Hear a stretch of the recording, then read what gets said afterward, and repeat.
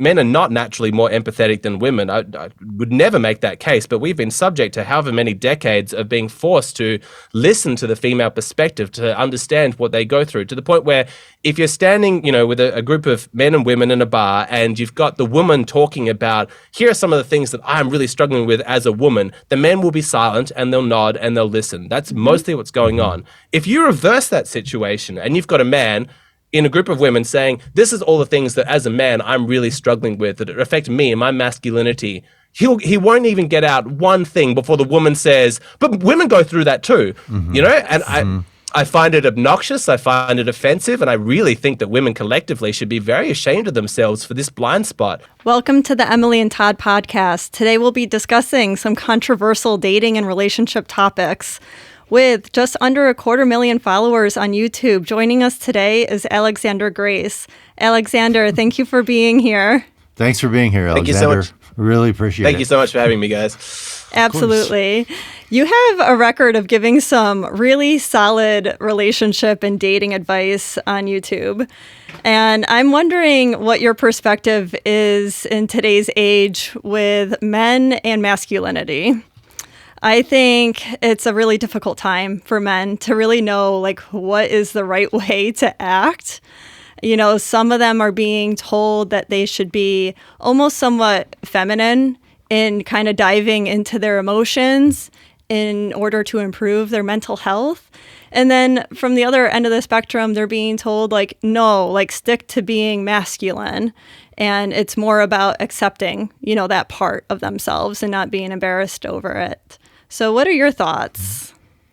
I would agree with your assessment, and unfortunately, like everything else in our society, the concept of masculinity and femininity has become political. So you've got the kind of conservative end of politics pushing for men to be men again, and they've got to embrace masculinity, whereas the left side of politics is pushing for men to become feminized. They blame so many of the current problems we face in society on the patriarchy and male entitlement and things like that.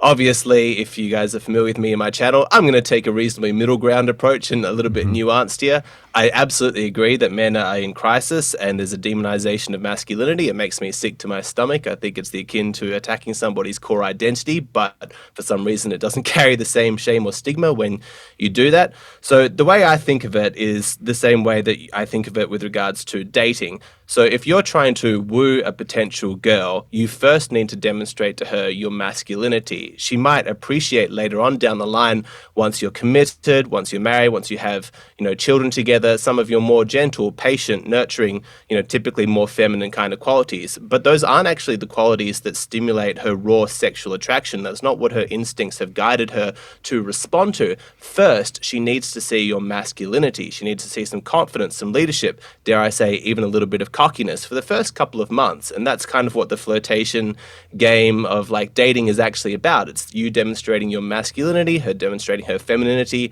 polarizing each other, and then ultimately creating a very pleasurable union between those two things. Obviously, that's not meant to last forever in that kind of polarized state. That would be a little bit too stressful. You're meant to both kind of mellow out. Now, I take that metaphor and then I apply it essentially to the concept of masculinity in general. So to ask the question, in order to fix the current crisis of masculinity in men, do we need to embrace our masculinity, or is masculinity the problem? Do we need to pare it back?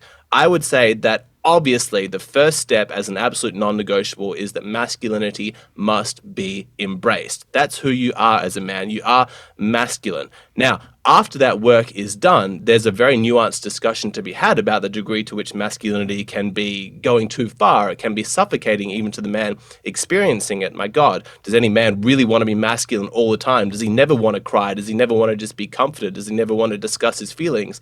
Things that are beautiful, things like, compose great works of art, whatever it might be. There's a beauty to a male feminine expression, but to me, it's a luxury that can only really be enjoyed after the core tenets of masculinity have been placed firmly. And that's where I think that the sort of political angle of this has gone completely wrong, because if you're telling men to only be masculine and that's all we need is a resurgence of that masculinity, you're ignoring a lot of scientific data from the social sciences and from, psychological work. I'm sure you'll be able to speak to this, Todd, which says that men who are alienated from their own feelings, their own emotions, and certainly not able to connect to their partners, to their children, to their fellow brothers, they're miserable, they're suicidal. We absolutely need to have a conversation about men's mental health, and that's going to be part relaxing some of those rigid masculine sort of stereotypes. But what the problem with the left side of politics has done is they've completely ignored the validity of the masculine expression, and they just want to replace masculinity with femininity. We want to turn all of the men into sort of feminine little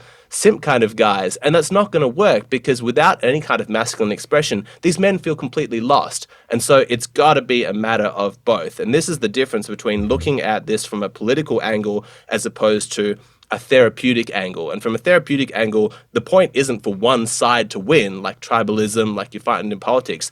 The aim is to create one integrated, healthy individual. And so in terms of the order, I think it has to be masculinity first, and then obviously moving on to the femininity. But I would be curious to hear your perspective on that, Todd, since you have clinical experience with men. Sure. Well, one of the first questions that came to my mind was that, isn't that also potentially a barrier in certain demographics, as far as, like you said, a lot of modern day women really feel like any masculinity can be considered toxic masculinity. So if you're kind of trying to demonstrate that within the first couple of months, if they're in that mindset that this is something that is toxic, wouldn't it be more difficult to kind of get in the door unless you were with a woman who was really in touch with her feminine side, or femininity, I should say?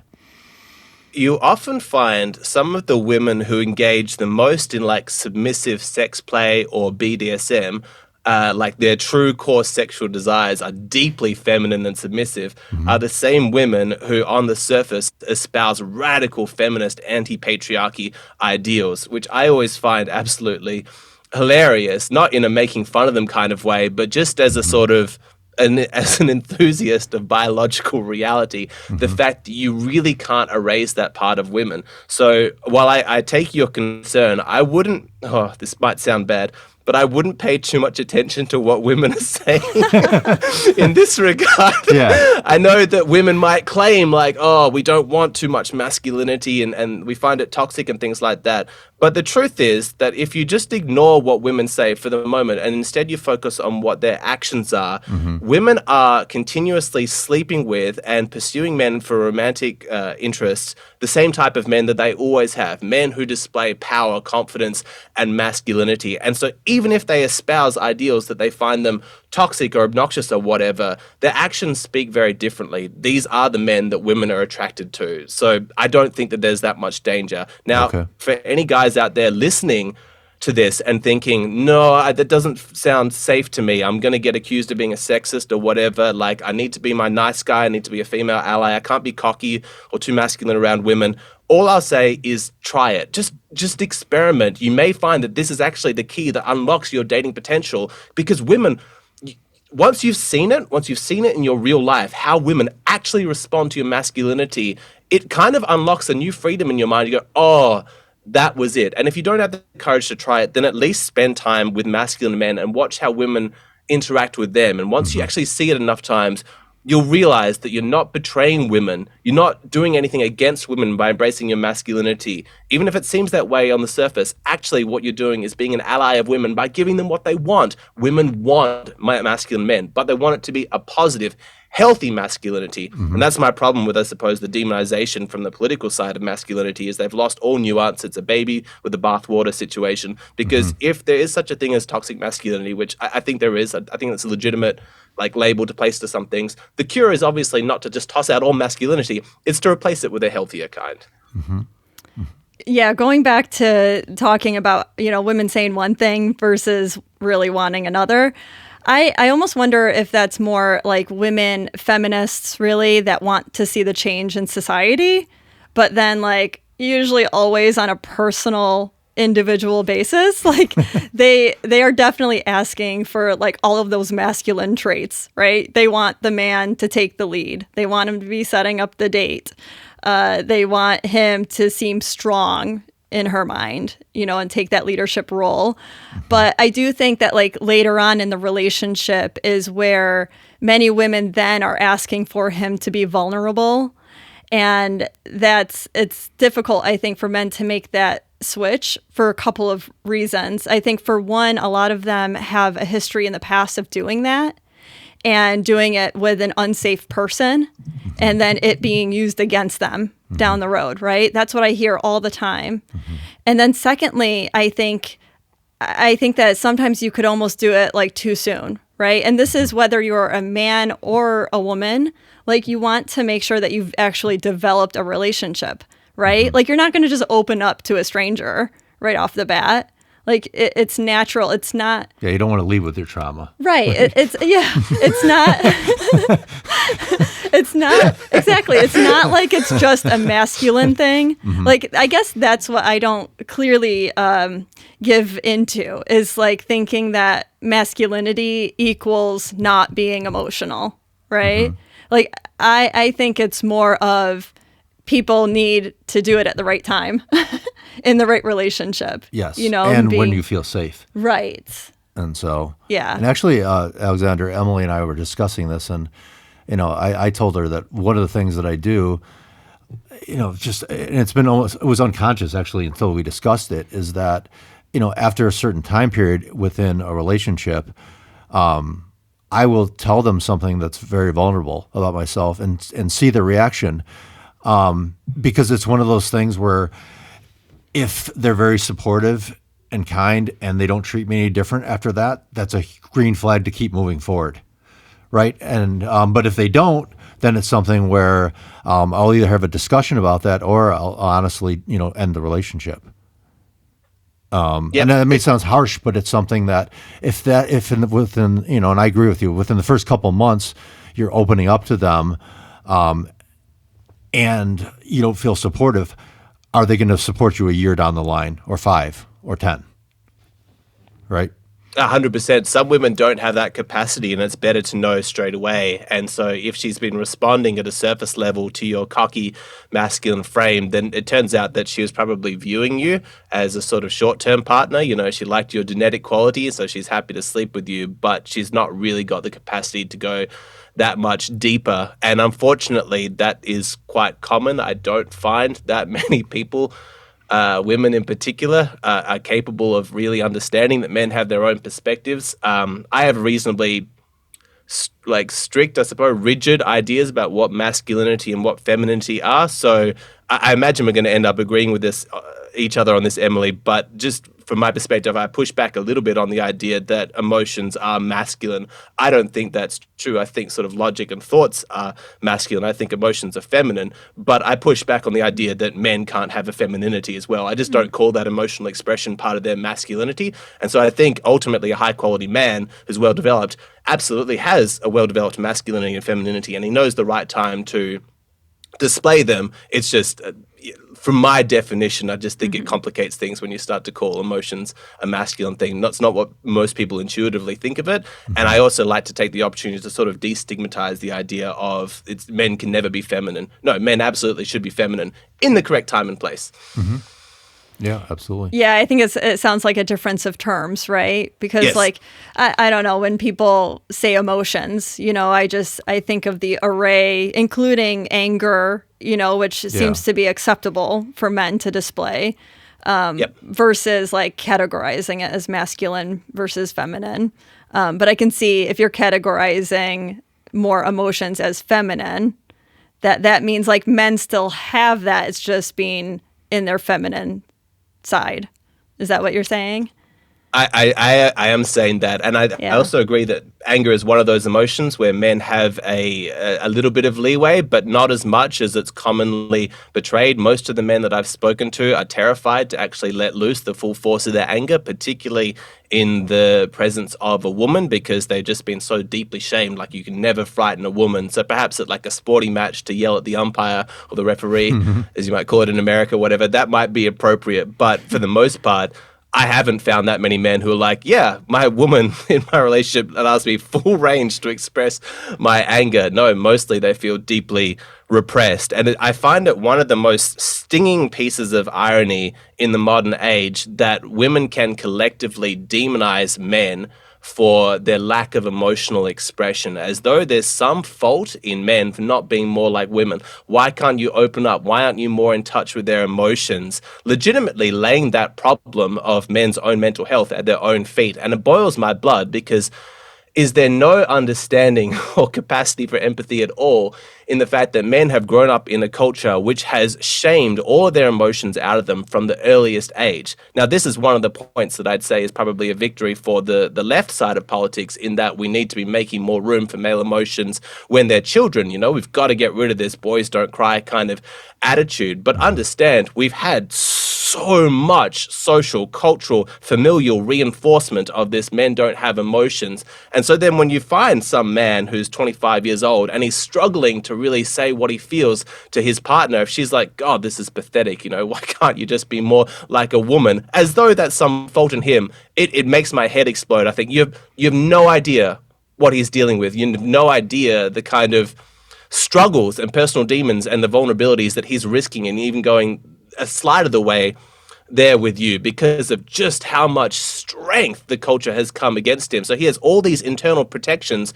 trying to warn him against being that kind of vulnerable. And so I just think it's obnoxious to lay this problem at men's feet. I think there needs to be a cultural wide movement from the very beginning. And in order for that to occur, women need to be honest about the ways that they benefit from men's repressed emotions, because the society is largely run by men not complaining, putting up with awful working conditions, putting up with masculine stereotypes, and just getting the job done. That's how so much things get moved forward. And it benefits women to a massive amount. So many of the manual labor jobs done in society are done by women, whereas the slightly more cushy sort of mental kind of sit in an office, you know, talk about people, you know, what I would say more pleasant jobs. More social. The more social jobs are done by women. And it's only when we actually acknowledge this is not like something, men's emotional oppression, that women suffer under. Women benefit massively from it. Can you imagine what society would look like if tomorrow everybody woke up and was like, our top priority right now is hearing from men, understanding men's problems, listening to their emotions, unraveling all of the centuries of trauma done to masculinity? Things would stop still. You know, suddenly men are crying, heaving messes. Women don't find them as attractive. Not much is getting done. Women are going to have to pick up some of that load. And so I'm just trying to unpack this to sort of one of my personal rants, I suppose, is female hypocrisy in complaining about something that they massively benefit and have contributed towards. Mm-hmm. I couldn't agree more, because I feel like there's two things that you really touched on there. One, you know, if anyone has seen the Psychology Today article about the rise of lonely men, of single men. Yeah, single lonely men. Yeah, single lonely men. There are so many women that are pointing to the fact that within that article, it emphasizes how men just need to become more emotionally intelligent. Like all the blame is shifted onto the men. Yes. And I've seen so much content out there of women like smiling and pointing to it and saying, see, men, like it's your fault that you're single and lonely. And I just think that there is a total lack of empathy. I think that is exactly where it's coming from for these women that are commenting on such like a really meaningful topic for men. You know, it's not going to be good for society either way. Absolutely. And we don't need to just shift more blame on them. They're the ones that are struggling potentially. Well, I mean, if you just even look at the stats, it's, 80% of the men are the ones who are completing suicides. Yeah. So, that's something that, it's interesting because Psychology Today comes out with a lot of articles about a lot of things, and somehow this just ended up becoming viral. It exploded. But it's something that, we're kind of talking about today for sure. But it is that combination. But it's something where if you're not socialized that way, it's got to start from day one. That it's okay to express your emotions, and that, but at the same time, you can be strong and stable, but also be sad and depressed and be able to express that. And I think that, probably what's happened is that, I can only speak from my own experience and also, from my practice, was that a lot of times I think Gen X's kids who are Gen Z right now, we're taught about, kind of being a lot more feminized. And, the problem with that, though, is that it's something that with a lot of that generation, again, it could just be the sample size that I was viewing, but they were not showing any traits of traditional masculinity as far as, being able to approach a woman, for example, or, just even simple things like, you talk about taking a lead in a relationship. I'm talking about sometimes like making phone calls to schedule appointments. It's just something that, I think it was kind of an overcorrection by my generation, because when I was coming up, it was something where therapy, anything that had to do with emotions from a man, was completely unacceptable, and you couldn't even talk about it. So I think it's one of those things where, that kind of leads us into, the kind of next area is, do you think that there's also a crisis in femininity at this point? And should women be embracing, more of that submissive femininity that was more traditional? I'd probably be most interested to hear Emily's perspective on this as a woman, but I suppose I don't really think that you can have a submissive femininity without a leading masculinity. And so with regards to the chicken, the egg situation, it's actually reasonably clear to me that the chicken came first, or in this instance, masculinity has to come first. Okay. If you're seeing a crisis in femininity, and I 100% believe that there is, I think women are hurting over their lack of connection to their own femininity. You can say that if we want to solve that, it first has to happen through men, because women are not going to be submissive to the kind of men that you just described, Todd, men who are afraid to lead, men who are afraid to make appointments and to make phone calls and things like that. People can relate to this inside their own relationships. Like perhaps, straight out of high school, they're dating a girl and she doesn't really respect his leadership. She's kind of teasing him a lot and she cheats on him or whatever like that. But, 10 years down the line, after a whole bunch of self-improvement, he's a lot more confident in himself, a lot more masculine, and his girlfriend treats him accordingly. She's a lot more submissive. And this is what we've got sort of in society. Like if we had a generation of confident masculine men, you would solve the crisis of femininity, because women would naturally be able to respect their leadership and kind of fall into their natural place where they're more comfortable. I have a very nuanced, long video. It's about 20 minutes on exactly what female submissiveness is. So anybody who's losing their mind when I use language like women fall into their natural place, they need to go onto my channel and actually find out what I'm actually describing, because it's not as patriarchal or as abusive as it might sound on the surface. But I'm not convinced necessarily that you can turn a man masculine by just being feminine in a relationship. So if you've got a man who's in crisis in his masculinity and his girlfriend just like, I'm going to pretend like he's really confident and masculine, I'm going to start being feminine to see if he just steps into that role. I'm not convinced that's going to work. I don't know if I have any data to back that up. Maybe I'll get some now as I kick the question over to Emily. What are your thoughts on this? Yeah. I watched your video on submissive femininity, and to be completely honest, the word was slightly triggering to me. And I think that's how most women feel, honestly, just about the word submissive.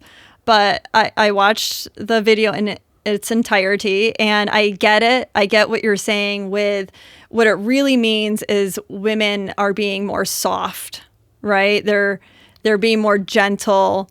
They're not the one that's being aggressive and taking the lead. And I do think for most women, they want that. I think even a lot of times it's women that aren't able to be that they truly do want that. And it makes sense if a man is not really strong in his masculinity, that it's just these women are not able to. And they're, they could be slightly unhappy because they don't want to be working with kids at home and running the household, and I think that's where I hear most struggles from married women. It's that's the trio combination, right? They're doing too much. And they would much rather someone take on the role of taking the lead with most of the things, in that relationship and in that family, to just let them be more comfortable in their femininity.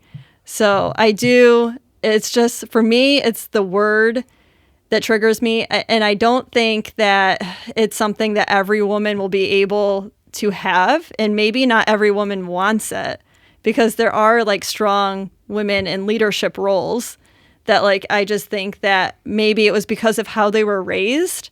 They just don't want that. They don't foresee that to be in their nature. And I think that's totally okay too. I think it's more of, the individual person really being in tune with what they want.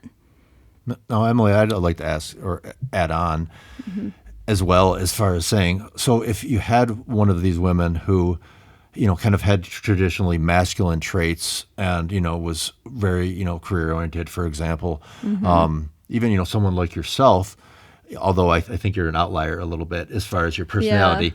Yeah. But as far as with those type of women, I would think that you would almost kind of have to have, and I'd love to hear, Alexander, your thoughts on this as well, kind of more of a man who almost kind of takes on the women's role in that specific relationship. Or am I off base here? Do you know what I'm saying? Because otherwise I would think there would be a lot of conflict. Mm-hmm. Yeah, so, I think that makes sense to me, that if one wants to be in the other role, then the other one needs to be the opposite. Yeah. So, I mean, even if you just play this out on a very practical level, like a stay-at-home dad versus a woman, who was a vice president of a bank or something like that. So you'd almost be kind of switching traditional gender roles, but at the same time, in that case, wouldn't it be, I don't guess, behoove the man to kind of be more nurturing rather than, kind of take on that in that specific situation? What are your thoughts, Alexander? I would question what the sex life of that couple looks like if he's the stay-at-home dad and she's a vice president of a bank. I think that such a relationship can work quite well as a partnership in terms of like an arrangement, and I think that's what a lot of relationships unfortunately do look like. But that particular lifestyle upends a huge amount of biological program. You don't have the instincts to reinforce that particular dynamic, and so I would be curious as to what degree genuine raw sexual attraction could be generated when she comes home and she's stressed and she's wearing very manly clothes and talks about the people that she fired that day and how she's ruined person's lives, and he's like wearing an apron and he's just talking about very sweet things. Is she like, oh my God, I'm so sexually attracted to this person? But I feel like there's a huge scope for what I've just said there to be misinterpreted. And so you have to allow me to just explain a little bit of nuance. The concept that women can't be, successful in the workplace or have interests outside traditional feminine roles is ridiculous, and it is sexist. And I am very grateful for female liberation for actually exploiting those roles, not just to make room for those individual exceptions that Emily alluded to, but because inside every woman there's going to be a desire to explore the depths of who she is. And that's absolutely fine. It's something to be encouraged. And I think it finds its best expression when women can find, perhaps like part-time work in a role that kind of accentuates their femininity isn't at war with it. But if that's not the case, if a woman really wants to go quite far into the masculine world, I'm socially libertarian, all power to her. That's absolutely fine. Let's not be unrealistic though, because it's going to have an impact on her romantic life. Not as many men are going to find her attractive because they're not going to find her as feminine. And so what I particularly take issue with is the feminist empowerment talking point that says women can have it all, and if they can't, it's men's fault. Men are meant to be shamed, because you can't have your cake and eat it too. You've got me who says, I am supporting you. I encourage you. If you want to go into the men's world and try and achieve everything that you can, bravo. There's some female world leaders that I even really like, and I'm like, okay, awesome. But if I don't find you as sexually appealing in a romantic context because you're doing that, you can't come back at me and then shame me like, oh, well, you're less of a man for wanting to do that. I find that unreasonable, and quite frankly, I find that sexist. I feel like I should be able to have whatever sexual preference I want. And I'm speaking on the behalf of most men, right? Most men, and I know this because I've done this work for however many number of years, would completely agree with me. And it's also not true to say that child raising is an exclusively feminine role. The data from hunter-gatherer tribes, which is the closest data we have to how humans naturally are, does not support that. Men do have an active role in the raising of children. It tends to get a lot more pronounced as the children get older, and also particularly when it comes to boys. At a certain stage, the mother kind of lets go and the father sort of takes on that role. But even when it comes to infants, you'll find men holding, playing, teasing, tickling, all of that kind of stuff. And so again, I'd say it's equally sexist to say that men can't be very heavily involved in like a child's fight. Like fatherhood is an absolutely legitimate expression of masculinity. And part of that fatherhood involves being patient, being gentle, being sweet, being cuddly. That can be absolutely a legitimate expression. But what I would caution any men out there who are listening to this thinking, yes, that's what I want. I just want my partner to take care of all of the finances while I be a stay-at-home dad. Okay, absolutely. All power to you. But let's talk reality. There will be consequences to that choice. She won't find you as sexually appealing because your masculinity is not on display. If you want to be a really heavily involved father, what I would recommend is try and create a lifestyle where you have a full expression of your masculinity in a way that's not to do with the child raising, but you can also be there as a father as well. Get the masculinity sorted out first, make sure it's well established and she can recognize and see it. And then on top of that, your fun time, explore what other parts of you that you want to do. Don't think of it as an either or because you're likely to face consequences you don't like. Mm-hmm. So I'm wondering what that would look like. So if a man is a stay-at-home father, like what is a way that he could still show his masculine energy? Not because he's a father, as you were just saying, that's still him being masculine in many ways. But while he's doing that, he's also not working outside of the house.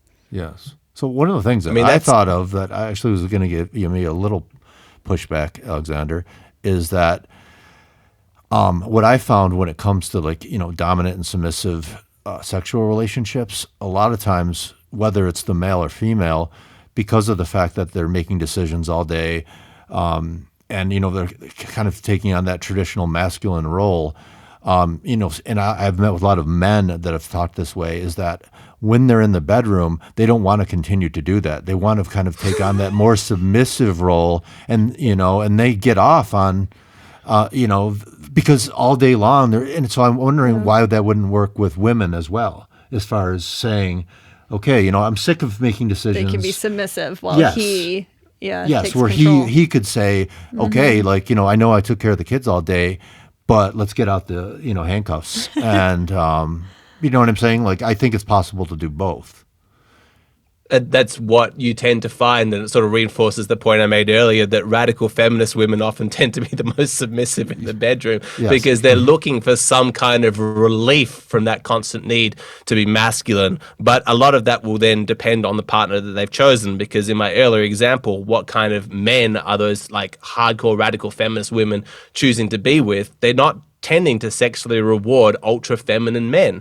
Okay. And so they're tending to look for ultra masculine men because they're going to be able to deliver to them that experience. If you find a guy who's absolutely comfortable 90% of the time being in that feminine role and being a house husband and the primary caregiver to the children, and then when the time comes to, get into the bedroom, he's all business, he's all masculine, bravo, that sounds like it's likely to be a reasonably healthy relationship. He's done it. How likely is that? How common can you find that? I'd say it's very rare, but I'm also a cynic as to what degree people are capable of having healthy relationships on the whole. I don't see that many functional relationships. And so from my perspective, having a relationship that works is difficult enough as it is. Just as a baseline, it's very difficult to achieve. Now, if you want to achieve that while also radically upending gender roles and all of your natural instincts, and you still think you're going to have to make it work, God, if you are, you absolutely have my admiration and my support. Really sincerely, I don't have any ideological commitment to gender roles being work. It's not like that's a political cause for me. I don't care. I just want individuals to be happy. And so my reason for advocating for this is because on the whole, I've seen that this works the most for individuals. And since relationships are so difficult, I think you want to kind of go down the path of least resistance. If you're a man, act like a man. If you're a woman, act like a woman. That's most likely to work for you. But I'll keep the question over to you guys. What percentage of relationships, or what percentage of people do you think are actually capable of having a psychologically well-adjusted relationship that's happy, healthy, and functional? That's a good question. I mean, I would say honestly that the number is probably very low. And I think the reason is that I think a lot of people have issues that haven't been addressed and traumas that haven't been addressed. And so, for example, like in my couples work, the best relationships were actually the ones who came in who were actually at a pretty good place, and they just wanted to be able to talk things out and be proactive. Because honestly, most of the time that they would come into my office when it was in the midst of a crisis, a lot of times the relationship was already over. And I could also see that it was a combination of the dynamics that were going on, but they really stemmed from the individuals within the relationship, if that made sense. So I don't know what specific number I would put it on, but I would say, in current times, it's probably pretty low. What are your thoughts on that? Yeah, I mean, I think the numbers that pop up into my head have to do with failing relationships, right? So like the divorce rate. Yes. Which I think is 50-some%, at least for first marriages. And then also consider the ongoing unhealthy marriages. Which is half of that. I think half of that, right. So maybe 25%? Maybe 20, but then there's single people. Yeah. So I don't know. Maybe I think he was more. You're like, if we're talking about the general population, but some people are choosing to be single nowadays, or with the MGTOW movement. I honestly believe with that. I know it's a little bit of an aside, but I don't know if it's really men choosing to go their own way, or that they, or at least a percentage of them are being forced to go their own way. Yeah. But I think because of the fact that there's just so much untreated trauma and also not good modeling that they grew up with, it's one of those things where I think you have to do a lot of self-work to get to a point where you're healthy and to be in a relationship. I think we are in that transition time, right? Because I think there are a lot more people now going to therapy, right? They're more open to it. So, but maybe it's just the effects of that. There hasn't been enough time to really show, in relationships. Absolutely. Well, and if even if it's not therapy, it's watching, Alexander's channel, and you can type in almost any topic in the world, and you probably have 2 or 3 videos at this point, right?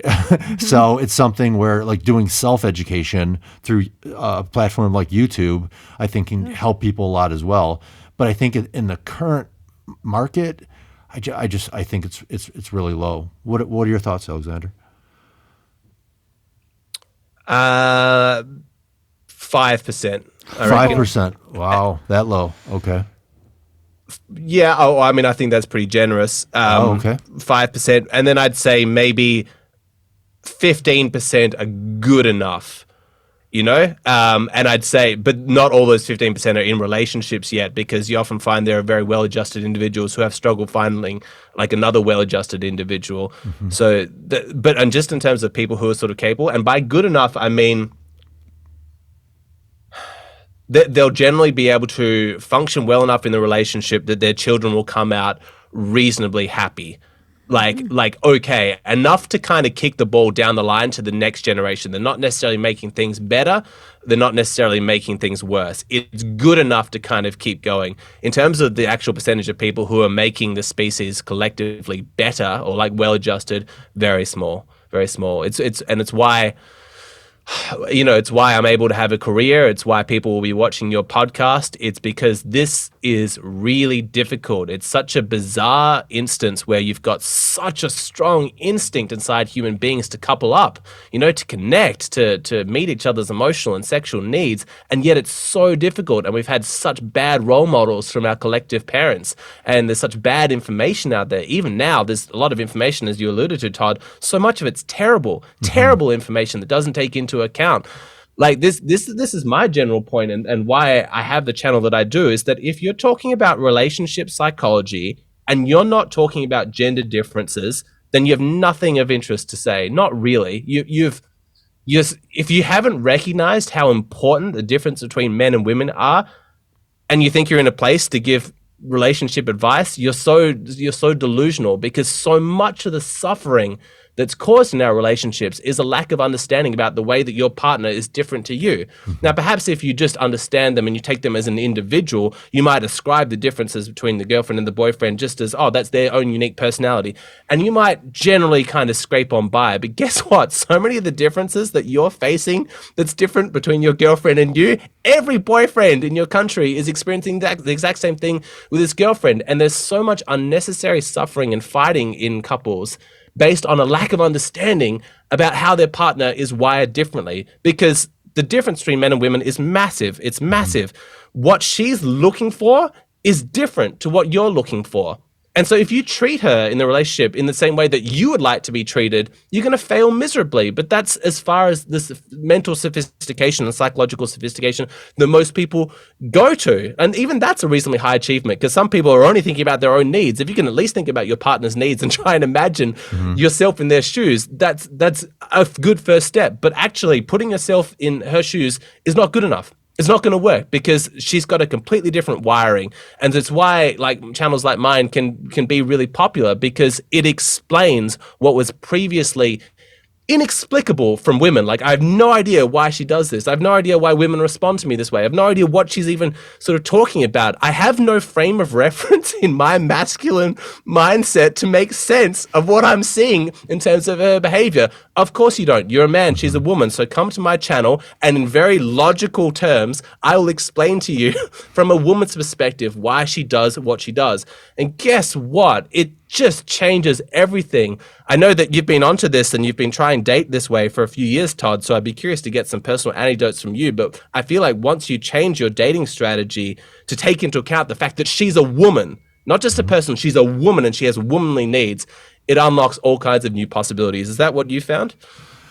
Yes, for sure. But it's really, it comes down to education, I think, because like you said, if you're not getting good modeling, or you're not raised by a father who's particularly healthy, for example, or a lot of your peers are for example, getting married for the wrong reasons, because it's socially acceptable. It's one of those things where I think that you have to educate yourself, and I just don't think that before YouTube and channels like yours, there was a place to go for that. It was all based upon your experiences in life and kind of who you, and also, things like movies and TV shows, which, especially the rom-coms and things like that, completely unrealistic. Disney, the whole blue pill, kind of ideology. So it's something that I think, honestly, this, should be taught in schools. Because this is huge as far as a person's quality of life and having healthy relationships, and having a divorce rate that's 50% or more. I just think is unacceptable. And I agree with you.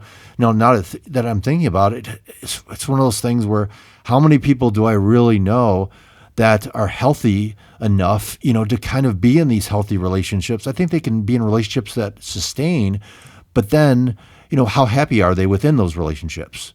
And that's where it goes, the number just plummets. Can I ask Emily a question?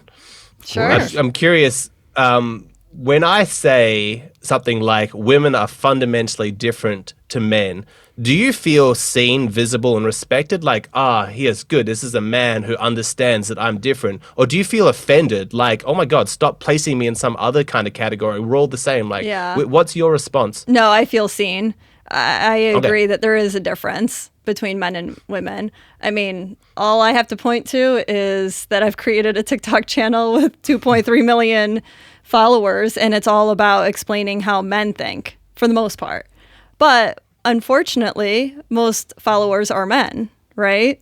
So this is what I am coming across, that, for anyone that's trying to educate and show men and women that they are different, they have different wiring, that mostly men seem willing to listen, right? They seem curious, and maybe that has to do with the motivation to be successful in dating, right? Because the ball is kind of in their court for the most part. But women just don't seem as open. They tend to get more triggered. They can sometimes have empathy, but I think it is just a lack of understanding that men are wired differently and they think differently. Mm-hmm. I don't know. What are your thoughts? I posted a video on my TikTok. You have a TikTok? Where I was explaining. I don't know if I'm going to pursue it. I like long form content like this podcast, where I can explain myself rather than the short clips. Yeah. But I thought I would experiment, and I posted a video explaining why men struggle with monogamy, the concept of the Coolidge effect, that men have been hardwired to be attracted to sexual novelty, and I showed like this science behind it, like it's very, very clear, and the response from women seem to have found the video. It's different to my YouTube channel, which is mostly men. The women were constantly like, the same goes for women. Like, oh, do you think women don't experience the same thing? Like, on and again. And it was remarkable to me how much it threatened them, I suppose, to talk about something that uniquely affected men. They had that jump in kind of instinct, like, hey, we're part of that too. Like, don't exclude us. And perhaps this is a hangover from the kind of cultural things that they've had to deal with, where they have been pushed out of traditionally male places based on like discriminatory language, like, oh, you're a woman, you couldn't possibly sort of understand that. So they're a little bit sensitive to it. I would also say that there is an unwillingness or a lack of empathy from women to try and understand ways that men are different, because that involves a level of self-awareness and actual like self-examination about the degree to which they grant that same dignity of human beings to men in terms of their separateness. They feel frightened to sort of validate that. But it also just struck me as extremely narcissistic that they couldn't seem to allow men to have their own space, their own concept, their own kind of identity.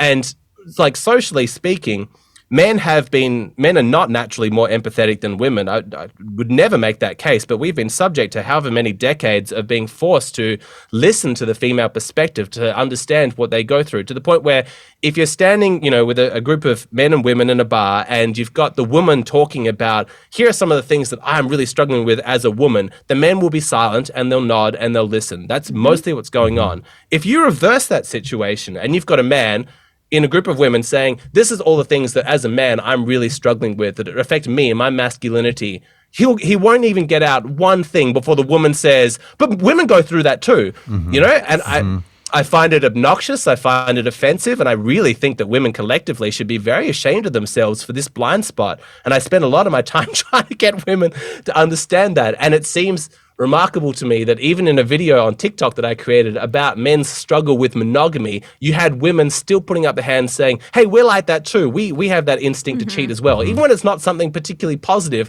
women can't stand to be excluded. I just found that fascinating. Right? It's almost like they feel less powerful and they feel threatened by that. And I get it. Like, I know talking about this topic of if it's natural for men to be monogamous, like that is like, I just feel something in my belly. Like, I want to believe that they can be monogamous, right? Because that's, as a woman, that is what you desire. That is what you want in a relationship. And if you're learning that that's difficult for men, then you just don't like it. You don't want that to be reality. Sure. So you fight against that. Well, so like, I get it, but it is about having that self-awareness and understanding that that's like how I feel, but maybe I should listen to the data and just react the best that I can off of that, And also, I mean, I think there's a difference between wanting sexual variety, and actually acting on that. Yes. And so, that's kind of, and also I think that it takes a certain level of emotional maturity to get to the point where you're able to recognize that that's part of who we are as men, but also saying that I'm not going to act out on that because the relationship that I'm in is too important for me to lose as a result of that. But I think what Alexander was saying is that a lot of men, I think, are just like feel shame about that versus that's just kind of our natural tendencies. Evolutionary speaking, I don't think if we had that, then the human race would be in jeopardy. Right. For continuing. And so I read this, or maybe I get so much information from different places. Maybe it was you that said this, Alexander, but and I was talking to Emily about this, but wasn't it Genghis Khan that has so 1 out of every 200 people have a lineage back to him, that he was kind of like the most successful male of all times as far as that was concerned. But I'll go even further. Genghis Khan, in biological terms, is the most successful biological organism that's ever existed. We definitely know that inside Earth and all of Earth's history, but if there's no life out there, possibly that's ever existed anywhere, simply because of how many children he managed to sire. Do you know what the number is? It's 1 in 200. It's an absurd statistic. No, I was thinking about how many women he actually slept with, for that to happen. Do you have any idea? No idea. It's got to be the thousands, though. Correct? I mean, so just consider the factors that led to this. He had access to concubines and slave women from all across the globe. And so that plays it. It's not like he stayed in Mongolia. The guy traveled throughout Asia, South Asia, the Middle East. I think he maybe even got close to Eastern Europe at some point. So, and women were sort of brought to him. So there's a huge amount of variety. And he's also an intensely violent man. And there is a link between male violence and the sexual impulse. And so with every person that he's kind of killing, his blood's up and he's like, man, I got to fuck to celebrate, Sorry, I don't know what your podcast is rated. I apologize for my language. And so the guy was just absolutely prolific. And so many children descended directly from Genghis Khan. But it is a misnomer to then say that that's what's natural to men exclusively. Like the debate about whether or not monogamy is natural to humans is a complex one. But I do find that the arguments that come from the polyamorous or the polygamous side of the debate to be extremely disingenuous, and they ignore a lot of data, because it's not like it's a massive mystery. You actually have hundreds, possibly even 1,000 hunter-gatherer tribes that we have extensive data on before Western colonialism, to find out how they were sort of living even before kind of agriculture. You'll find a lot of those societies were monogamous, or if they were polygamous, it was only to a small extent. A couple of the men, maybe the chief and a few of his right-hand men, might enjoy a few extra wives, or in the interest that one man dies in battle, his brother might take on the extra wife. It's more the exception, not the rule. It's not so kind of crazy, but you do find monogamy in a lot of different places. What the truth is, though, is that men have a spread your seed backup kind of strategy, that if you have that opportunity, like Genghis Khan, you reach the top of the pyramid, then yeah, you just on some kind of crazy biological drug that just says, now's the opportunity to proliferate like you've never proliferated before. And we have that. That's absolutely a part of our wiringness. And so the challenge as modern humans is to try and understand that all men have that instinct, and then try and work with it. And I completely sympathize, Emily, I 100% do, with how difficult that must be to hear as a woman, that your man potentially has instincts inside himself, a biological desire to stray, to seek out new women. But you're right that putting your head in the sand isn't actually going to help that situation. And what else is not going to help that situation is shaming the men, because so many of the guys who have, reached out to me for consultations or for personalized videos, who've seen hookers who've cheated on their partners, knew that they could never discuss this. They felt so bad about themselves, and that shame almost contributed to them needing to act it out. We're a lot better off if we all just face reality. It says, as men, we get it, okay? It's difficult. Monogamy is somewhat a sacrifice to part of your instincts. There's also a lot of benefits. So I'm not going to shame you. And if you want to be sad about it, if one night you want to be like, God, I'm really struggling with the fact that I can't have sex with other women, instead of making it about me, I'm going to be like, yeah, that sucks. I understand. That's going to make him feel so much better. It's going to relieve so much pressure. And then they can actually focus on the aspects of monogamy which do benefit him, which is men's primary, I would say, sexual strategy, which is to have children with just one woman, ideally a high-quality woman, and then make sure that those children survive. Because the problem with the spread your seed thing is that who knows what happens to the children after you impregnate the women. A lot of them will just die to disease or whatever it might be.